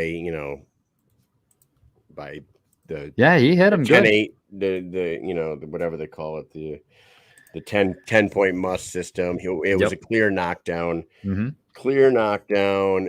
For it to not be scored a knockdown, it was an injustice to him. And yeah, man, what a performance he put on every step of the way, from the build up to getting on stage and taking the belt from the ring card girl that day. Yes. In Miami, in Hollywood, Florida. Yes. To jumping in the ring. And like we said before on the show, he was pacing the stage right to our right. He's pacing the stage. And yeah. We might turn the camera. I have a lot of that video too, like all the behind the scenes, like the full video. Cause I went and clipped all that because I had minutes of him on that stage watching that fight, and I was just watching and I actually missed some of what was happening in the fight because I was just watching him with the camera and following him back and forth. And he was just pacing up and down, up and down, up and down. And all of a sudden, there he goes. So I'm like, oh shit, gotta follow him. And then followed him back out. And then I fucking went back, and there was Hector right in front of me saying, I'm not afraid of nobody, motherfucker. He like yelled. I ain't afraid of no man, motherfucker. Yeah, he said, yell that no man. And the whole shit. Dude, do you remember? That was awesome. You have it on camera because you were getting him pacing back and forth. He was fucking amping himself up. He's ready to roll. Kevin Smith, the gas pedal. I mean, the brake. Yeah, came over to the gas pedal, and he called him over. And we don't know what was said that night, but you could see Lorenzo like bent over down on the stage, and Kevin talking to him. I wish we could get Kevin on and talk about like what was said that night. I wonder if Kevin said, "Do not rush the fucking ring. do not do this." I know what you're thinking. I know what you're thinking. I know you want to do doing this, that shit. Lorenzo, do not touch him. You know what I mean? Maybe he said, go ahead and get in the ring, but do not touch him. Right. You know, that'd be some solid advice. And if that was the advice, you know, that's some sound advice for sure. But you know what? So much footage of him jumping in that ring, catching the 1-2 from him. And you know what? He talked about Chael Sonnen, and I remember Chael Sonnen talking about him the days after. And Chael talked about how, and he did say, and I messaged Chael that day, and I said, the guy he hit is named Lorenzo Hunt. You need to know who he is because he's gonna end up fighting Hector for his title. But he did say, I will say that Chael said this. He goes, I don't know who that guy was. Some guy jumps in the ring and he gets hit with a 1-2 from Hector. But you can tell that this dude knows how to fight by the way he put his hands up and stepped back and protected himself. He was ready to go. He did say that about him. He did like disrespect him by saying, I don't know who he is, but I want to know what David Feldman said to him after the walkout. Yeah. That's what I'm saying. I don't think he wants to piss off the boss. Yeah. That's fine. That's fine and dandy. Joe Ivy, we will find out. I thought the boss was worried about shrapnel because maybe the letters, I don't know when them letters came off. No. Was it at the post conference or when you like shit coming flying off of it? Hold up. In these pictures, I have maybe shit's coming flying off that belt probably at high speed because they're fucking glued on there, little fucking metal pieces, and he's wham, and that thing comes flying off and hits somebody. Guess who's gonna pay? All right, pay no attention to the chick on the right. What chick? I'm trying to see. Okay, I see her. Yeah, you see that picture right there? Yes, there's letters on it. The letters are still on the belt right there. Correct. So you are probably correct, Mike. When he was slamming the belt on the stage, the B and the C probably flew and off. Even on the championship, there's like a little line underneath championship that's also missing. Yeah, these pictures are fucking amazing. The dude, whoever the new photographer they have, he's doing good. Nick Vesio or something like that. I'm sorry for butchering your name, but that dude doing pretty good. He's doing great. He's much more artistic with his angles. Phil Lambert does a great job with action photos and whatnot. This guy takes a little more of an artistic approach to a lot of his shit, and I really like it. And check out some of these shots, man. He really just hit him with the jab there. That shit right there, the defense, the shoulder slips. Man. I love that. That looks so cool. You can tell. Yeah, you can tell the work with Brito has been put in. Like he's moving at a different in a different way now. He's hitting on different angles now. He was avoiding strikes and counter punching. Look, avoid that, boom, counter punch, bam, fucking smack. It was just a really great all around performance by Lorenzo, and I'm talking all around, from appearances on shows like ours, pumping it up, the press conference. People say it was a little WWE stage type shit. I don't know, and we forgot. I forgot. It was easy to have a 35-minute conversation with Lorenzo. Our next, I could have asked him about 800 questions. Yeah, 800 more questions. We didn't want to keep the man all night. Yeah. I mean, I love the fact that he spends so much time with his family. Like, he just did that interview, and his mom and dad are there. It's fucking awesome. Our next guest, Rynell Riley, is going to be on in a few minutes. I just messaged him. He's another young killer from the Smith Brothers Combat Sports team, and he trains with these guys. And I don't know if you looked into him at all. I just a little bit, slightly did. Kevin asked me to have him on, said you need to know who this guy is. He's a monster. I'm hoping he gets on here soon, because I really want to get to know this kid a little bit. But what we wanted to do for everybody that's watching right now, we're going to do a speed round for Rynell Riley, the Black Rhino. But we don't have questions for him. What we want you guys to do is throw your fan questions. We're going to do some fan questions. Yo, Mike. Okay. Yes, sir. Yes. What we want you guys to do is drop questions in the comments, and we're going to pick the best ones that we like, and we'll say this question's from whoever. But Mike, Rynell's saying that the browser has blocked your mic and camera. He's getting like denied. That's weird. Got it. Getting in now. Okay, he fixed it. He just reload or something. That's what I would have said. Go on either a different, if you're on a phone, you go on a tablet, or go on a laptop, or just reset it. Close the browser out. Oh, I thought you just said that. No, I got it. I'm coming in now, being in a minute. All right, I would say go on a computer or go on a tablet, or just, close the browser, maybe send him a new invite. All those things. Yeah. Keep talking, Mike. Talk a little bit about Britton Hart and Pearl Gonzalez. I'm going to throw the ticker back up there. Well, it's another fight where I thought the judges were. I don't think that. Here's the thing. I'm going to admit now that I have not gotten a chance to go back and watch the fight a second time, because I need to watch fights twice sometimes, because during the fights, I feel like I'm watching it, then I'm texting with Kyle, then I'm messaging with the guys from the rankings, like all the different, and then I'm texting with my sister-in-law, who's become a gigantic fan of bare knuckle fighting, which is so awesome, because I'm going to tell you what, nobody in my family, pretty much, my brother is like a wishy-washy, UFC fan, possibly, he just watches like big things, right? And even then he doesn't show up. He'll be like, I'm going to go watch this fight with Conor McGregor. And then he's like, just never shows up. She's now watching these fights and texting me, I had so-and-so winning this round. I had so-and-so. So that happened. I thought that, from what I can remember, is that the fifth round was going to be the deciding factor, and that Pearl lost that round. But I cannot say, because I saw this a lot, and I wrote something on Clay Teal had said something because he didn't understand. People are saying in this generation, I don't know if it's this generation, is it social media? What is it where people use words out of context, like robbery? Yeah, robbery, it wasn't a robbery. Somebody won 4-1 or 5-0 and they lose the fight. That's a robbery.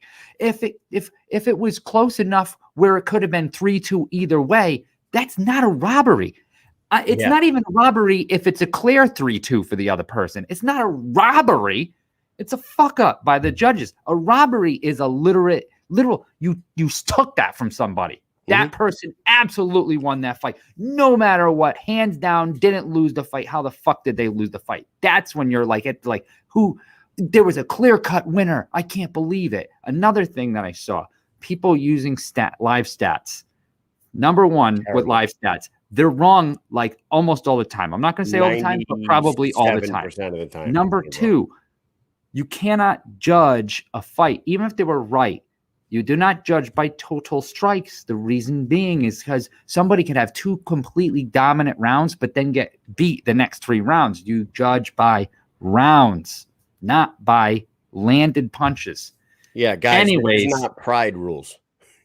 anyways, right. This is not pride rules. Yes. Now, them's the rules. Yeah, I thought that Britain looked really amazing in the clinch in that fight, and that is where the difference was made in that fight. Pearl looked really good. If Pearl stayed on the outside and picked her shots and did not allow Britain to get in on the inside, I really feel like Pearl would have won that fight. But when Britain kept bulldogging her way in and getting her in the clinch, and when she got in the clinch, she was active in the clinch, and that is what won Britain the fights. I think it was a nasty fight. Yep. Very good fight. She did well. I think that, though, there was a judge that had it 49. Now I was like, I don't know. That it's the same thing with the Palomino fight with the 50-45. Like, I don't know what that judge, maybe he went to go to the bathroom and got a drink. Like, I have no idea what we went to the bedroom, got us some pizza. I don't know what he was doing, but he missed some of that fight. 47, 48, 47, 48, 47, 47, 47. Those were the 3 judges. Was it? No. Maybe I'm thinking about something else. You're thinking of a different fight. But anyways, why don't we let's get our newest Smith Brothers rising star. Going to be making his debut December 9th. I do not know who he's fighting yet. I don't think. I may have it in an inbox somewhere, and I'm not allowed to say it. I don't know. Maybe he'll say it now. Yeah, maybe he'll say it right now. His name is Rynell Riley, the Black Rhino himself, and let's get to know this guy. What's going on, sir? Hey, what's going on, guys? Everything's going awesome. Good. I'm glad to see you figured out whatever Wi-Fi technical difficulties you were having. You have straightened that out. Yeah. My browser kept blocking my my microphone and my camera, so I had to keep going back and forth adding the permission. But it's all good. All right. Well, first and foremost, tell us a little bit about yourself. You are Rynell Riley. You are the Black Rhino. You are training at Smith Brothers Combat Sports with our homeboy Kevin Smith, who is the man himself. Where are you from? I know you have a boxing background, but how did you end up getting into the bare knuckle world and getting to where you're at right now? So being a professional boxer, I've always been around, combat. I fought as an amateur boxer for a while. And as far as the bare knuckle goes, it's always been in as a part of the element of me being into fighting. You know what I'm saying? I'm from Jacksonville, Florida, so that underground circuit of the backyard brawls and all the stuff going down in Miami, that was always an attraction to me. As a teenager growing up, so I've always been into bare knuckle. But as soon as the opportunity came, as far as me being able to actually do it, on a platform to where I could actually do it and be a top level professional on a amazing platform like this, I had to take it. Hell yeah! And who are some of the guys you've been training with since you've been there? I know Kevin had said you had been working with Jay Jackson a little bit. Who are some of the guys you've been doing some training with, getting yourself prepared for the bare knuckle debut? Jay Jackson came out here. We were at the event in Miami. I've been training with the local guys here at the gym. You got a lot of amateurs here that's working, and they're doing MMA and stuff like that. But it helps, learning the clinch and those type of things. I've been training with Josh Sanchez, who's going to be on the card. He's going to be on the same card in Tampa. He's a local guy, local hometown hero. But he's been good work for me. Kevin's been kicking my ass in the gym, so I've been getting a lot of work out here. Come on, Kevin kicking somebody's ass. He's a teddy bear. Yeah, man. He's always on me, man. We getting to work every day. Every day we're working. He's got that Canadian hockey player tenacity. Yeah. And he's management, but coach, man, he's getting me right. Conditioning, my conditioning and everything. Have you been able to work with Lorenzo Hunt at all? Not yet, not No. yet, but I'm looking forward to that. Looking Nice. forward to it. Yeah, you got to get your energy way up if you're going to be doing that crap. With Lorenzo? Yeah, with Lorenzo. We'll have you doing Yeah. interviews and all sorts of things, giving Yeah. away raffle tickets. The guy's all Yeah, over the yeah. place. Yeah. Absolutely, man. Absolutely. He's a beast, man. Next thing you know, you'll be lifting cars in parking lots, saving old ladies from grocery stores and shit. Hey, I'm all for it. All Yeah. for it, man. So you're gonna be a 165er in the BKFC, right? Yeah, right now. That could change. I could go up, but I'm gonna see how I feel at 165. Would going down ever? Would 155 be too much? Oh, no. Way too small. Nah, way too small. Way too Yeah. small. Yeah, I'm either gonna stay at 65 or go up. You got some killers at 165. You got Joe Elmore and Elvin Brito, and you got Tom Schoaf pops in up there every once in a while. It's like there's some Caleb Harris. You got a lot of good fighters up there, man. Oh yeah. It's a good pot of fighters. Are we allowed to know who you're fighting December 9th in Tampa? Yeah, sure. Why not? I wasn't told that I couldn't let you guys know. Maybe closer to the fight. I'm assuming I can do that. Maybe like a week out or something, 2 weeks. Okay. I don't understand why why it's a big secret, man. We gotta be able to pump your fight up. If it's a known guy, if it's a guy that has a little bit of experience, what better way to pull in some sponsors and hype up the fight a little bit than telling people who the hell it is. You know what I mean? Right. I think most of the guys, they haven't really posted, who they're gonna fight. You know what I mean? So Yep. Besides the main event, I do know, the main event. The main event, Bobby Taylor and Martin Brown. That's going to be a good one. Right. Have you been a fan of BKFC this whole time? Since 2018, actually. As soon as I saw it, I fell in love with it. And I've been posting ever since. And it's funny because when I first saw the Juggernaut, I became an instant fan. And I've been sharing this stuff like all the time. And now we're a part of the same management. I was able to go to his fight. It was a surreal experience. Yeah.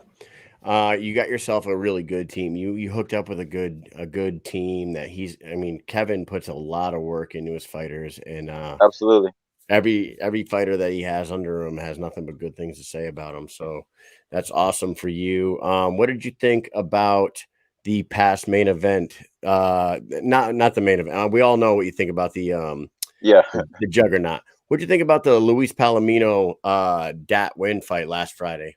How'd you see it? It was a great fight. It was definitely a great fight. There were some moments where I felt like Dat took it, but he just didn't have enough to please the judges. But Palomino fought a good fight. But as far as his size, to not be able to put a guy like that down, it shows a lot about that, man. Yeah, I thought he was going to. That's a good boxer. We know that. And I know he's fast and he can take a beating. But I just thought that Palomino was going to be so powerful that anytime that tried to close the distance, he would be pushed away. He wouldn't be able to work in the clinch too well because of the size advantage. But, it didn't seem to translate too much, that power. I mean, he got hit with some shots, sure, of course, but not like I thought he would. Yeah.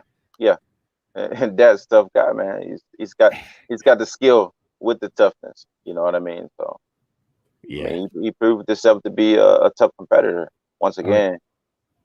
He never stopped going. He never took his foot off the gas pedal the entire fight. That guy's got a freaking gas tank. Yeah. And he was in the few. It seemed like for every 5 or 6 shots that he would throw on Palomino would hit him with one, and that one would do more damage than anything that was throwing. Yeah, I think that's what swayed the judges. Now, we talked about this a little earlier. One of the judges judged it 50-45 for Palomino. What was that dude watching? Actually, I don't know, man. not sure what he was doing. He was smoking something fucking real. Yeah, good. he was looking off into the crowd for a little bit and looked back at the fight. I don't know. Yeah.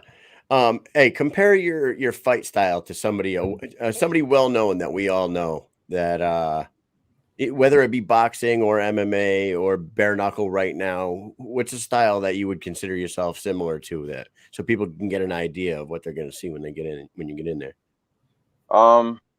As far as the explosiveness, I would say like a Julian Jackson, in terms of power, just going to the body, being a powerful puncher. But as far as different things athletically with the head movement and different things that I could do, I can mix it up, like Mike Tyson. I could do a lot of stuff. I could do a lot of Bobbing and stuff. weaving. Yeah, bobbing and weaving, head movement. There you go. Awesome, man. Well, we look forward to seeing you in there. I wish we could talk about your opponent. I could tell you that the BKFC is really putting together some stout cards lately. So we're really looking forward to seeing who else they get on there with you. We know that there's a couple female fights, and you know that everybody tunes in to see the females fight. So you're going to get a little more demographic watching your guys, with Taylor Starling and Jenny Savage. Oh yeah, both on that card. You're going to get a few more eyeballs on you. So you'll definitely have a large audience to showcase your talents and really plant your flag in that 165-pound division for sure. Definitely. That's what I'm here to do, man. I'm not like a lot of these other guys that, they can say, okay, well, if this don't work out, I'll just go back to doing MMA, or, I'll go back to this. But, this is where I'm planting my flag at, and this is where I want to become a legend at. Right. Yeah, for sure, man. It's like we started the show about a year ago, and we were covering MMA mostly at first, but like we hitched our wagon to bare knuckle after I interviewed Joey Beltran, and I interviewed Joey, and I started watching all the events that I had missed, and my God, man, it's like no looking back since then. We've been going to all the events, every event we can get to. The atmosphere at those events is out of control. The energy in the room. These guys, like they really bring the energy to a different level, and it's definitely a good business to get yourself into for sure. Definitely. So here's what we're gonna do with you, Mr. Rynell Riley, the Black Rhino. Yeah. We do a thing called the speed round here, and what we usually do is we have some preloaded questions, but what we did here to get the audience to want to get to know their new favorite fighter, the audience has been sending in some questions. And Mike, do you have them ready? Yeah, I'm typing some in. So they're just Kyle, just click on the first one. You'll see in there Susan Walker. There's one, and I'm typing more in as they're commenting. I'm typing them in and trying to listen at the same time. So you click on the first one there. All right. Getting to know the Rhino. Here we go. Susan Walker wants to know, what do you do for fun? What do I do for fun? Besides punch people in the face. Yeah. I like to do different things. Like I like to shoot pool. That's one thing I like to do for fun. Shoot pool. I like to watch different sporting events. I'm not a big football guy, but I watch certain sporting events like basketball. Every now and then I watch a good game. Really, I get into like a lot of educational stuff, especially in finance, with digital currencies and stuff. I like learning about that. I like anime. I get into anime. So I'm not too big. I'm not too big on doing things for fun. I call it more downtime. Especially like right now, I'm focusing so much on bare knuckle and everything. What is a cryptocurrency that we should all invest in right now?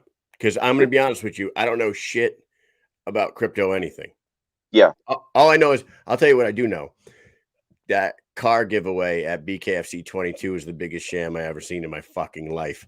That's all I know about crypto. That's all I know about crypto. But anyways, tell us a cryptocurrency that, or whatever, a digital currency that we should all invest in right now. I'm not a financial advisor, so I'm not gonna say what you should invest in. But in my opinion, I suggest Bitcoin, of course. At the end of the day, it's the best currency that you could possibly have. Aside from that, Ethereum. I know there's a lot of different currencies out there that you can put your money in and make a lot of money. But in terms of the long term and just having a stable currency, Bitcoin for sure. All right. Sharks Adam says, who do you look forward to sharing the ring with? Who's a fighter in the BKFC that you want to do the dance with? Definitely it's got to be Mike Richmond, Julian Jackson, those guys that went in my weight class. You know what I'm saying? The guys that's that's bringing the heat, because in order for me to be the best, in order for me to be the top dog of the sport, I gotta go against these guys. So it's inevitable. You know what I mean? Especially for me wanting to be the best in the sport, and just be top dog with the belts. I got to. Wow, man, to fire off a Mike Richmond right off the rip like that. He's about as good as it gets in that weight range right there, from 165 to 185. That guy can fluctuate any one of those, and he's a stone cold killer. So props to you for saying that one, man, for sure. That's awesome. Yeah, I mean, we ain't bare knuckle, man. You know what I mean? We killers, right? This is what we do. This is what we do. We're gonna wean out. We'll wean out who's supposed to be here, who's not. And like I said, this is where I want to plant my flag. This is where I want to be a legend at. So outstanding. Nice. All right, Megan. I had a question about earlier when you said you played pool. Do you play in like the APA or anything like that? Have you ever done that before? No, never. It's something cool to get into. I got into it for a little while, an 8-ball and 9-ball amateur pool association, and you kind of just have like you're familiar with it? I am familiar with it, but I never got into it. It's fun. You go to you got your home team bar, and then you go and travel to other people's bars, and you beat them or whatever. It's kind of fun going to someone else's place and beating them. Yeah. And then you friggin' might go to states or something. Yeah, absolutely. And it's mano a mano, you know what I mean? Shooting pool, battle of the minds, you know what I mean? So Mike, is it a gentleman's league where are people ripping beers and shit while you're playing these? Yes. Oh, okay. Yeah. That sounds like something I can get into. Yeah, you have your home bar, right? And then you get your schedule, and it's all bars that are like in your town or city, and maybe some in the next town over if it's close. It depends on the area, how many bars are taking part in it. And then you go and you get your schedule, you play, everybody gets ranked, you have handicaps and stuff. And then if you make it to the championship in your area and you win, then you go to states, and then you play in the states. And if you beat states, you go to Las Vegas and you play in like the national tournament and shit. It's pretty cool. Yeah, I think there's money involved too. You get paid. Yes. Yeah, you can get paid. You pay to play, and then if you win money. Yeah. So it's cool. You get trophies and shit. It's the only sport in the world you can rip beers and smoke cigarettes and get paid. Right? One of the only sports. And don't forget about darts, man. They're fucking bowling. Yeah. Right? Yeah. All right. Megan says, if you could stay one age for the rest of your life, what age would you want to stay and why? You know what? 30. 30? Yeah, I would say 30. And I just turned 31. But I feel like as soon as I turned 30, things started to click for me. Like, it's like I hit that point to where, okay, life is about to start elevating for me. As soon as I turned 30. Now you're a true adult. Right? Yeah, that's what I feel like, man. You got your 20s out of the way. So like 18-year-old is not an adult, ladies and gentlemen. Nah. Even in your 20s, you still kind of going through all the BS. Yeah, but sure. I feel like 30, man, I'm in better shape than I was when I was in my 20s, and things are panning out for me, career wise. So. Mike and I are both lifers in the military right now. I'm a 20-year vet. Mike's a 13-year vet, and I will tell you that 28 years old was when I felt like I was at my peak physical condition in the military. Yeah, and then after I hit 29, 30 is when I started breaking everything in my body. I think I just went a little too rough in my 20s, but I think 28 would have been my choice there. Kyle likes to take it to the next level with everything, Yeah, 28, not bad, but I gotta stick at 30, man. Yeah. Rynell hasn't seen our last episode when I did the dog tag trick. I don't think. No? Oh, no? No. We'll have to send that your way. We'll send you a video. All right. And Joe Ivy says, what do you got for a secret vice? Food. Sweets? Yeah. Oh, man. Any type of food. You know what? Like Oreos. I wish Oreos were like they got so many flavors now. Oreos, I wish they were crazy. Right? Yeah, I wish they were a protein. Like I wish it was a healthy snack because I would fucking live on Oreos for sure. Yeah, definitely, dude. Definitely, man. You know what I love? Sour Patch Kids. I'm gonna tell you, like I am a sucker for that shit. I'm working right now, right? I'm doing like road work. I work on helicopters. We're in an aviation unit, right? So there's this guy in a unit that I'm working at right now, and he has this big, like one of them 5-pound bags of Sour Patch, but it's the watermelon type, dude. And every time I walk by that friggin' bag, I'm like, yo, I just want to put my hand in that shit and just grab a whole handful of it. And I'm like, it's not my bag though. Like I can't do that, right? I walked by that thing like 20 times yesterday, and that was with one of my coworkers, and he's like, dude, just grab some. I'm gonna grab some too. Fuck it, it's open. So I was like, shit. And then he went up and he grabbed some, and I was like, nah, I'm not gonna grab some. And I started walking. I was like, nah, I gotta go. I ran back. I grabbed the biggest handful of these friggin' things. Well, this guy gets every time. I'm like, yo, you gotta get this shit off your toolbox, man. I want to eat that shit all the time. That's how I am with food, man. And the thing is, I try to eat moderation, and I go overboard. When I like it, I go overboard, man. That's my problem. Yeah, that's awesome, man. Well, there was a shitload of other questions in here. A lot of them are from the same people. Kevin, a lot of people are asking like fucking some off the wall questions. Yeah, too, but it's all good, man. It's whatever. Hey, how about this one? Since it's food is your vice, let's get another one, Susan Walker. First thing you eat after a fight. What's your the first thing meal?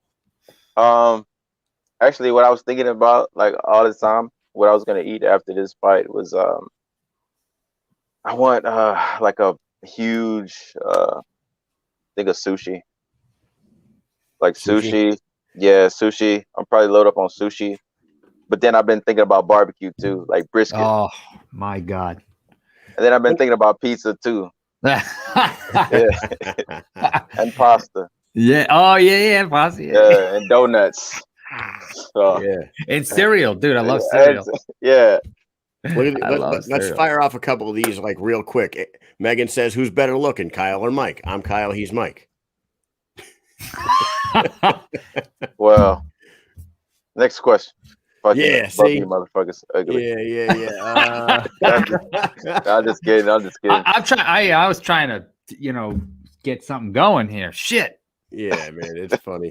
It's some funny shit. Yeah, they're asking some crazy questions. I was trying to get a question from, spread it out, spread the love. It's like what scares you? What scares you? Do you think how long you think you'll live? Do you think you'll live more than you sick fucks?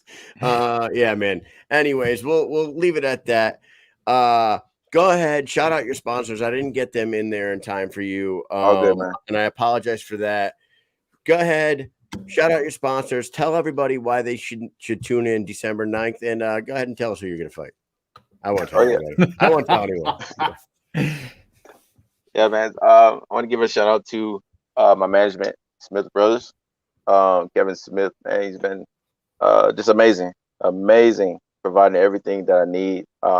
This is my first camp, and it's, I had to say it's most likely going to be one of my best camps.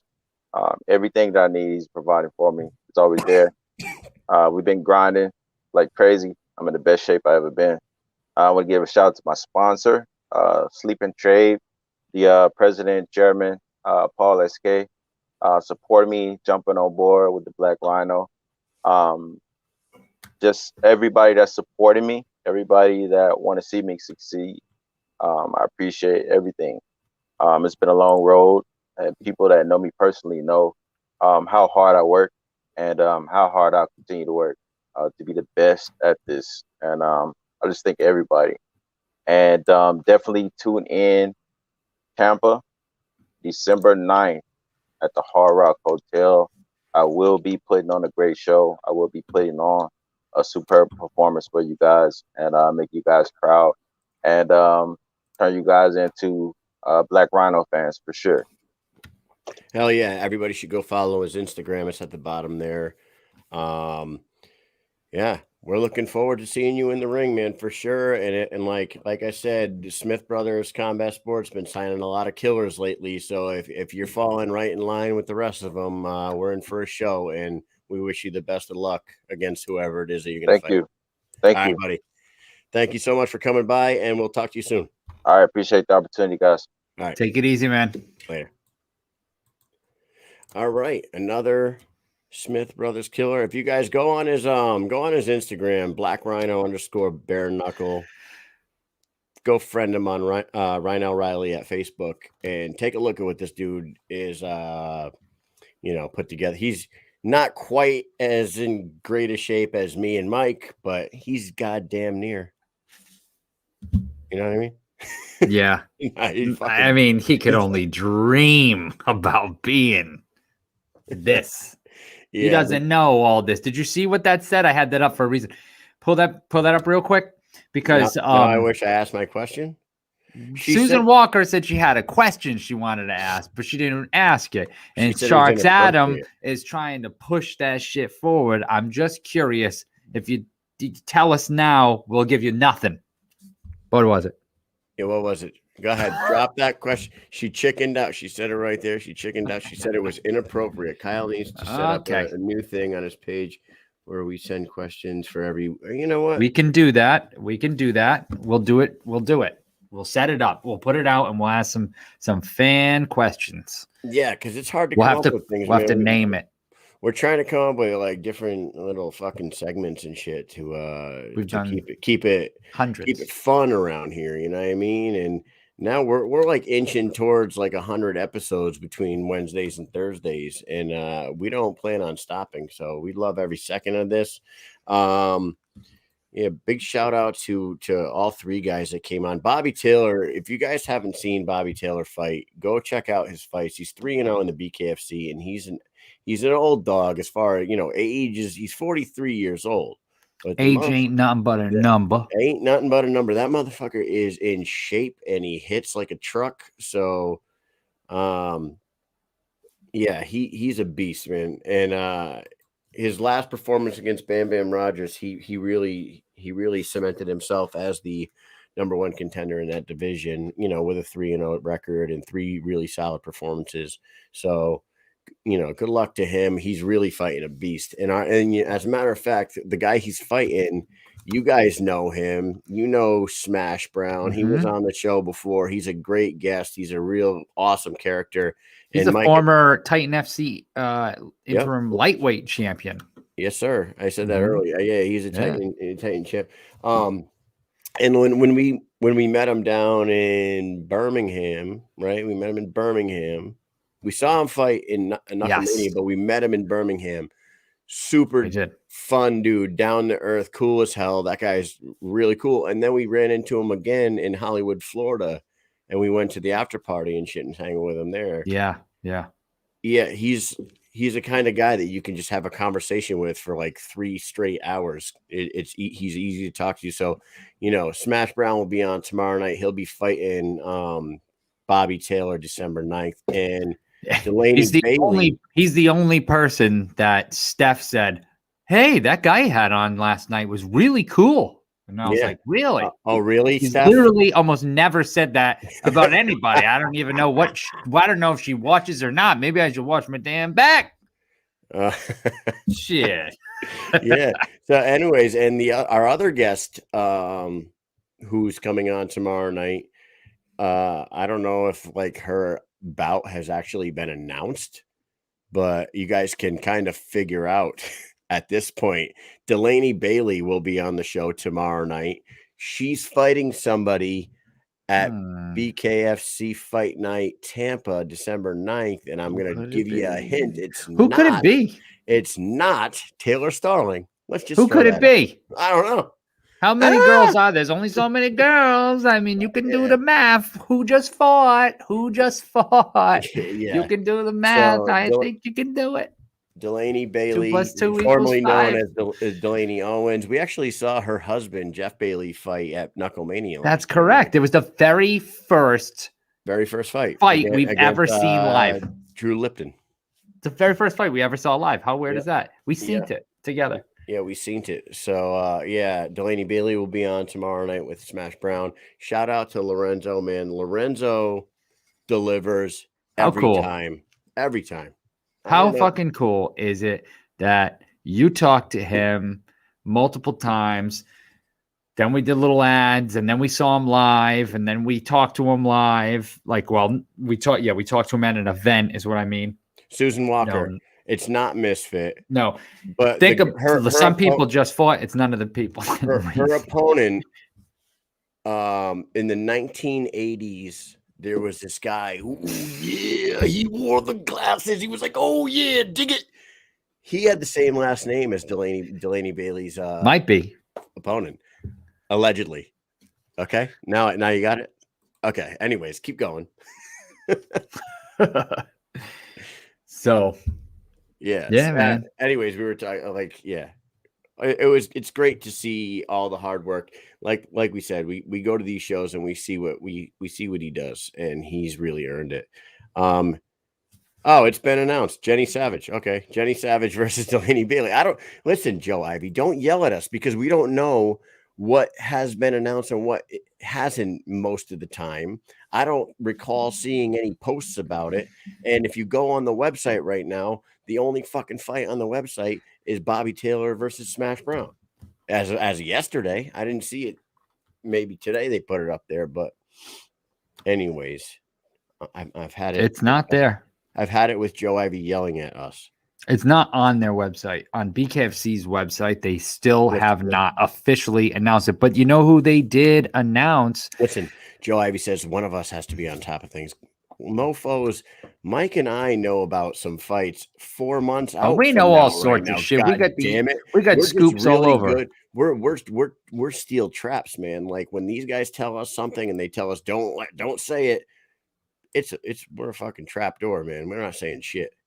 Yeah, we got people up in there. Yeah. We love this shit. We trying to do shit. We trying to do it. We doing it for you. Mike.